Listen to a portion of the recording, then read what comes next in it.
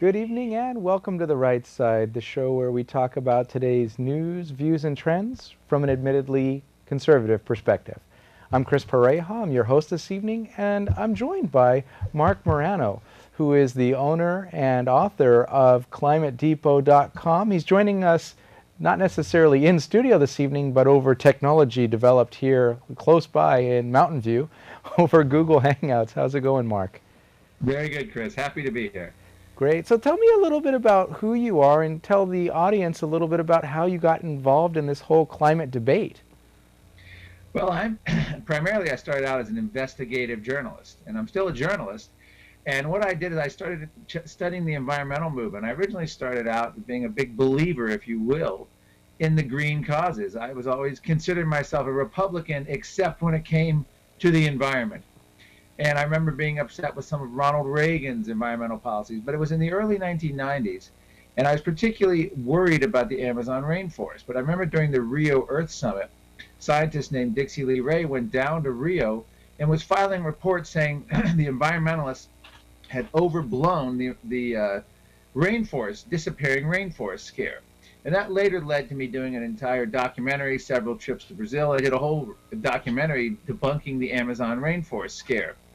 And after I had done that, I realized all the propaganda out there from the green movement. So I looked into global warming. And as an investigative reporter for Cybercast News Service, I did a series of global warming reports, went to a lot of UN climate conferences, which ultimately led to me joining the United States Senate Environment and Public Works Committee as the speechwriter and communications director for the Republican majority at the time. And then later we were demoted with the 2006 election to the minority. But I was author of the 700 Dissenting Scientists report with the U.S. Senate Environment and Public Works Committee, 255-page report that I think changed the course of the media narrative on man-made global warming. But that's sort of my roundabout history. I come to it as a journalist, although I do occasionally play a scientist on TV. I'm not a scientist, but I do occasionally play one. Interesting. So you went from being part of the green movement to coming over to the dark side and dispelling myths. Yes, I felt betrayed, and one of my I guess I wouldn't call him necessarily a mentor, but one of my people that had a big influence was Patrick Moore, the ecologist who was one of the founding members of Greenpeace, who later turned against the organization. I met him when I was doing my Amazon rainforest documentary, and he helped me to understand the true agenda of the green movement. And what I was able to realize, and you go back in time and investigate this, is since the 1960s forward, no matter the environmental scare, it's always the same solution. Whether you're talking the global cooling scare, whether you're talking overpopulation, whether you're talking about species extinction, or deforestation, it's always more centrally planned economies and government regulations. The Greens always want that. This culminated just this year with the EU, European Union Climate Commissioner, a lady named Connie Hildegard, who I met on my fact-finding trip to Greenland in 2007 with the U.S. Senate. She came out and said, regardless of whether we're right on the science, meaning what they can be completely wrong about man-made global warming, they're still doing the right thing by policy, i.e. more central planning and a regulatory global economy. And that, to me, is the crux of why the science is so corrupt on this, because they don't really care about the science. The science, like all the previous environmental scares, particularly overpopulation, is being used to drive a political and regulatory agenda. And that is at the core of the man-made global warming movement. When you scratch the surface, the UN climate panel is not about science, it's about politics. Absolutely, but all scientists in the world, we've been told, believe in climate change and the fact that global warming is going to melt the planet. But you were able to find a whole 700 on the whole face of the Earth? Or are there more than that disagree? Well, that was when I was in the Senate. Then later I updated it to more than 1,000 shortly after I left the Senate. The problem is, I stopped. I retired at that point. But now we have the United Nations claiming I think only 200 scientists helped write their reports. We were used to be told that it was thousands of the world's top United Nations scientists all agree, and that we put so much pressure on the UN. They now admit it's about 200 activist scientists that are, by the way, handpicked by the governments around the world to essentially toe the politically correct line. And that's what people don't understand. They'll say, oh, this consensus. Well, yes, the National Academy of Science endorsed it, the American Meteorological Society, the American Geophysical Union, all these science, but can they all be wrong? Let's look at the facts. It's the governing board, the politically motivated, politically connected governing boards of these big science organizations, many of them, by the way, filled with former Al Gore staffers who have taken over. Only 24 or so governing board members vote on these climate statements that are in line with the UN. Meanwhile, the thousands of rank and file members have no direct input, no direct vote. Many aren't even aware that these statements are happening. In the case of a Canadian Royal Academy of Science, they actually had a statement issued without a vote of the governing board. This is what we call the best science politics can manufacture. And right now, a new report out by the National Academy of Science is out. Our National Academy of Science, this once august body founded by Abraham Lincoln in the 1860s, has now been reduced to taking $6 million from Congress and lobbying for a cap and trade bill. Its president, Ralph Cicerone, has been lobbying for political solutions to global warming. It's got a new report out just this week here in December, claiming that we need more funding to monitor the climate because we're facing tipping points. It's shilling for funding. This is not hard science. This is not the science the American public would imagine. These are politically motivated activist scientists out there basically coming up with extreme scenarios to justify funding. In the case of NASA's lead global warming scientist, now retired, James Hansen, this is a man who's been arrested at least half a dozen times protesting oil sands. This is a man who endorsed a book calling for ridding the world of industrial civilization, calling for blowing up dams and leveling cities to turn off the greenhouse gas machine. NASA's lead global warming scientist endorsed this book, which had all the hallmarks of being written by someone like the Unabomber. So when people think, well, this is what the science says, no, these are what, in many cases, wacky activists and grant-seeking scientists claim, but ultimately it's ideological scientists. The UN just came out with a report. Its spokesman and lead scientist is a guy named Michael Oppenheimer. Who's Michael Oppenheimer?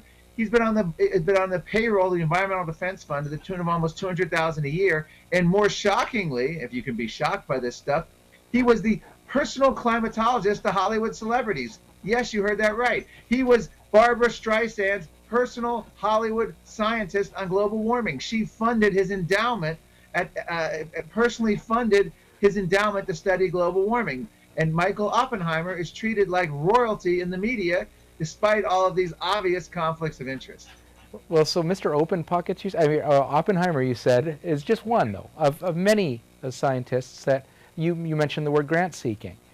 Yeah, and I want to be clear, though. I don't argue that their main motivation isn't money. This is an ideology. These are activist scientists. This is the Paul Ehrlich of they're the Paul Ehrlichs of our generation. Paul Ehrlich, of course, is still alive. He's in his early 80s. He was the author of the overpopulation bomb of the late 1960s. This book predicted dire environmental consequences. The world was facing famine and resource scarcity. He was proven wrong on every account. And guess what happens when you're proven wrong? You do two things. First of all, you win every environmental award and get all the respect of the media, which Paul Ehrlich has. And second of all, global warmers learn that you push your global warming doomsday long beyond when you're going to still be alive. So Paul Ehrlich made a lot of predictions in the late 60s of 1980, of the late 70s. He was proven spectacularly wrong. So the global warmists now make predictions of 2050, 2100. They learn. There is a learning curve. They learn to make the predictions when you'll find out if they're right or wrong long after they're dead. Right. Well, if I wish there were a way to control that, but there's not. What happens with things like we hear that the polar bears are all going to drown and that the ice caps should be melted by now? There's no ice for vodka. What's the reality in this whole thing? I went to Greenland on this ice fact-finding tour with the U.S. Senate. Greenland was as warm in the 1930s and 40s. The rate of warming was twice as fast as the warming they're contemplating now in Greenland. The catastrophe in Greenland only exists in predictions. And we're finding this across the board. Sea level, the same thing. Despite the fact that sea level actually paused and is showing a deceleration, at least since 2004, and there's no acceleration in sea level over many decades, they have come up with scary predictions. And the bottom line is this. when real world evidence fails to support your case, come up with even scarier and scarier predictions. And the media can then say, and the global warming activist scientists will say, it's worse than we thought. And you say, wait a minute, how is it worse than we thought?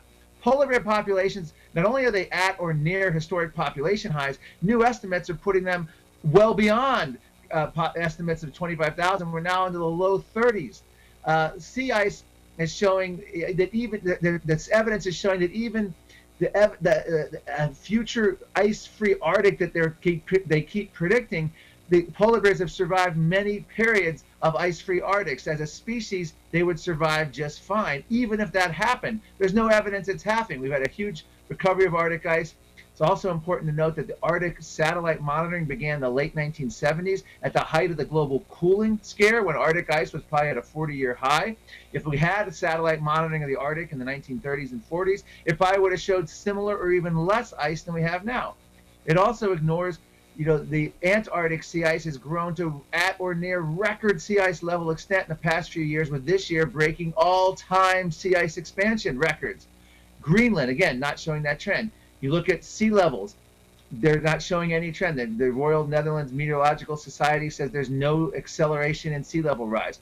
You look at global temperatures. Not only have they been flat for the last 15 to 17 years, depending on your data source, but we've actually had global cooling, a slight global cooling, since 2002. And many scientists are predicting global cooling. You look at some of the key global warming talking points. Mount Kilimanjaro, Al Gore in his movie, the snows of Kilimanjaro may be no more. Well, guess what? The snows have recovered, and any snow they'd originally lost was not due to global warming, but it was due to local land use issues and deforestation, causing less ice to form on the top and less precipitation.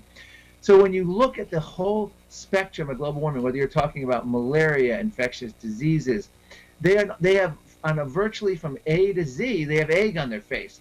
So what they keep saying, it's worse than we thought, they come up with ways to say, well, it's worse than we thought because our predictions are getting worse and worse for the future. But of course, you can't validate them. In fact, one study out of 117 climate models, 114 were dead wrong. Only 3 got it right. You figure a stop clock is right at least twice a day. But just to summarize here, and not to give you a summary of the science, though, it's literally hundreds of factors that influence global temperature and climate. To sit there and say that CO2 is the tail that wags the dog is not scientifically tenable.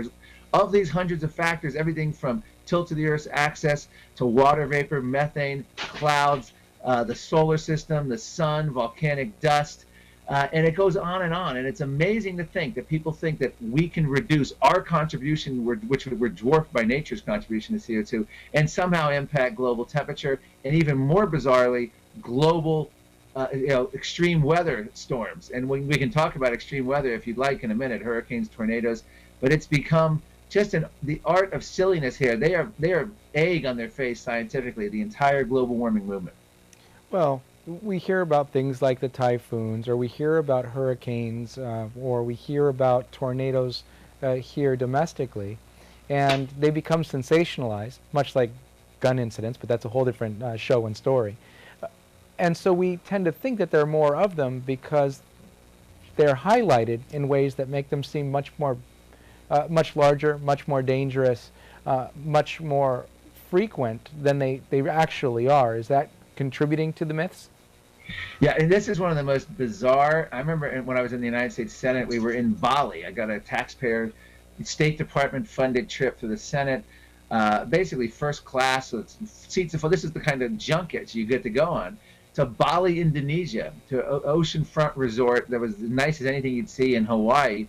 And I was arguing with a John McCain staffer at the time. John McCain, of course, a big believer in global warming, at least back then in 2007. And the staffer was saying the extreme weather is going to get you, all you skeptics are going to be buried because the weather is not like it used to be. We're in a new normal. It's global weirding, as the New York Times dubbed it. And I just came from the Poland UN conference in Warsaw the end of November.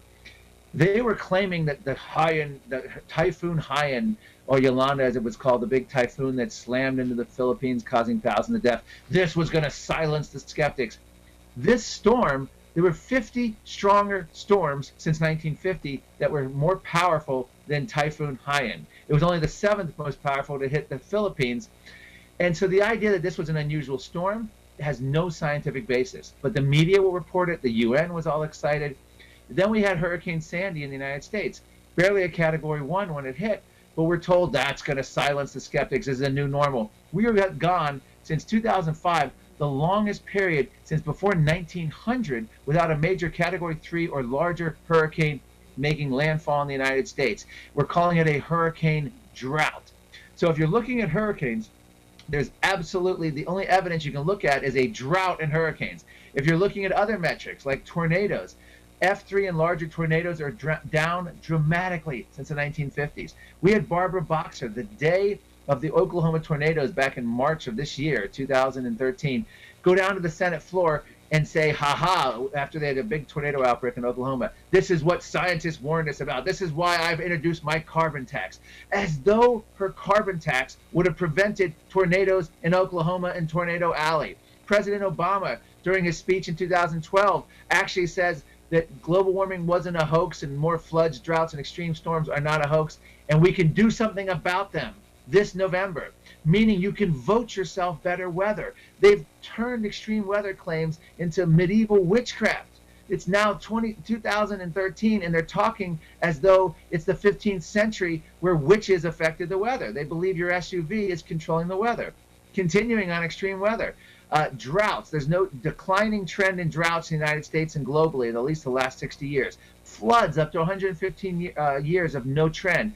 2013 so far is turning out to be the least extreme weather year in U.S. history, and that includes 100-degree days, the least 100-degree days. It includes tornadoes, one of the lowest counts of tornadoes on record, lowest counts of hurricanes on record. It is astounding that anyone would go around talking about a new normal in weather and trying to use any typhoon or hurricane as some kind of proof. It's moronic, it's insulting to anyone's intelligence, and it's anti-science. But yet that's what they do. That's what they're reduced to.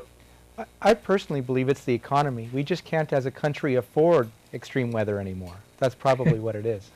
Yeah, and that's what they do. They'll say, never has a storm cost this much in history, and this is record damage.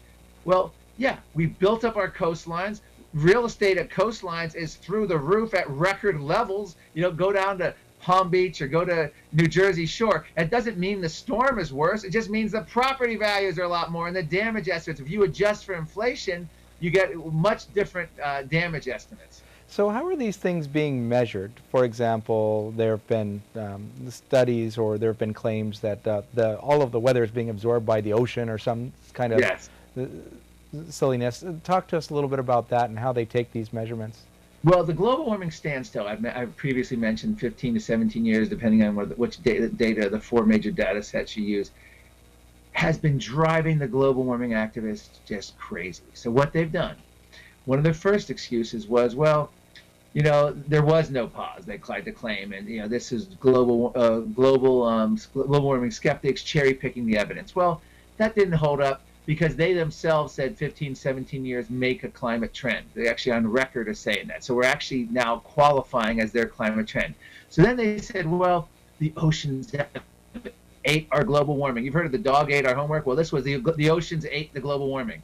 And how did it eat it? Well, somehow all this heat, these Hiroshima bombs, gigatons of CO2, were absorbed into the ocean, but somehow they bypassed the surface. We couldn't measure it, and they're now hidden in the deep oceans where we really can't measure it, but they must be there. The heat's got to be missing, and it's got to be hidden down in the deep oceans.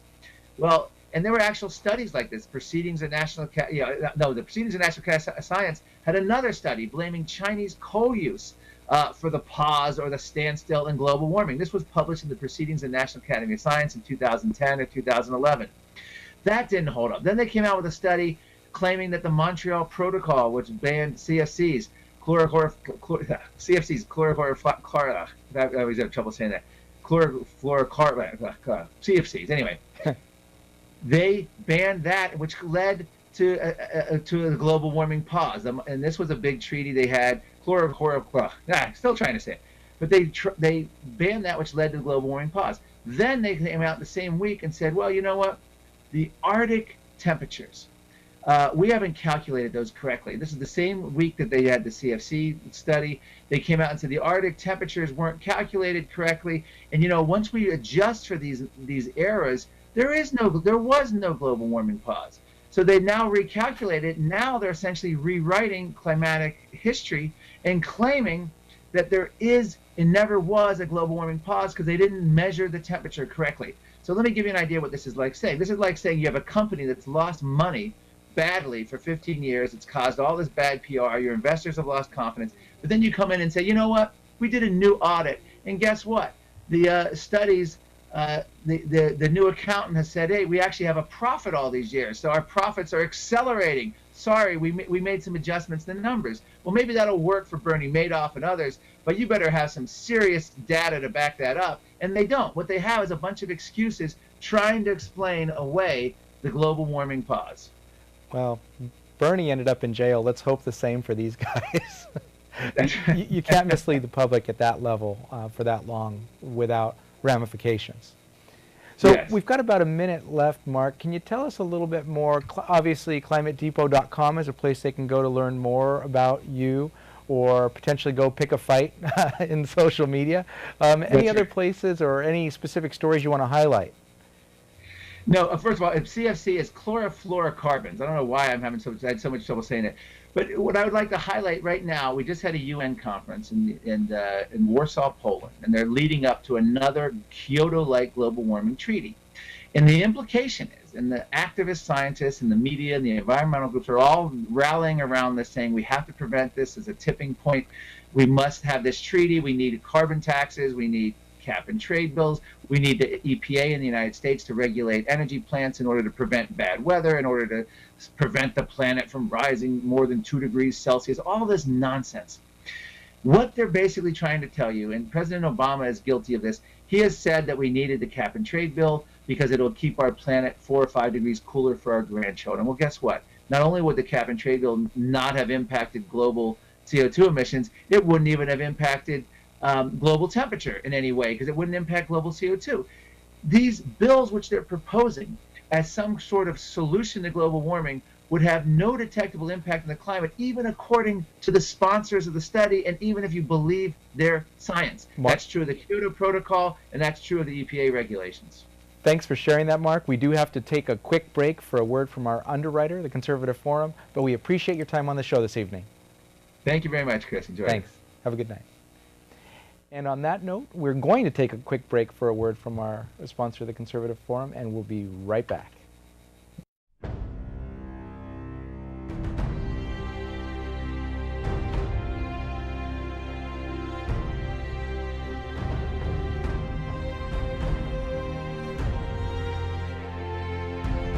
The Conservative Forum of Silicon Valley began with 20 conservatives meeting at a restaurant in November of 2003.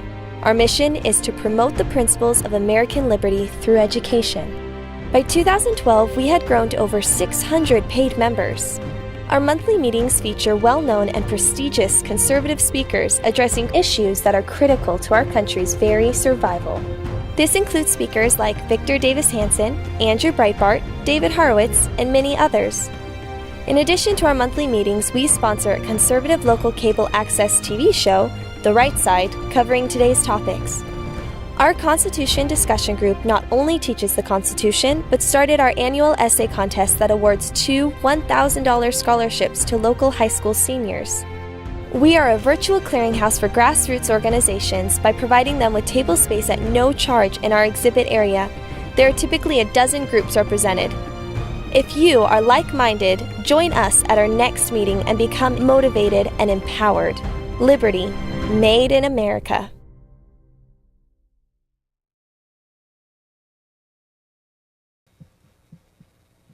And welcome back to The Right Side. That was a word from our underwriter, the Conservative Forum.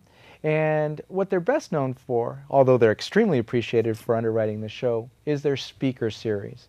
And they have a number of upcoming speakers that you may be interested in seeing, and you can do that locally here at the IFES Portuguese Hall at 7 o'clock on the first Tuesday of most months. The address is 432 Steerland Road, and as an example, tonight we have a cartoonist and editor Michael Ramirez that will be speaking in January. Evan Sayet We have Victor Davis Hansen coming in February, and lots of others up until that point, and one that a lot of people are interested in. Sheriff Joe Arpaio will be speaking on May, I believe it's the 6th.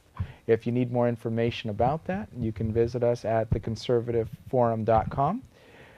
But additionally, I just wanted to let you know on an end note that there is still a lot of debate about the climate scandals that are out there and whether or not we're warming or cooling. And ClimateDepot.com, Marc Morano's site, is definitely a resource where you can go learn more about what's happening and the possibility or plausibility of many of the climate arguments.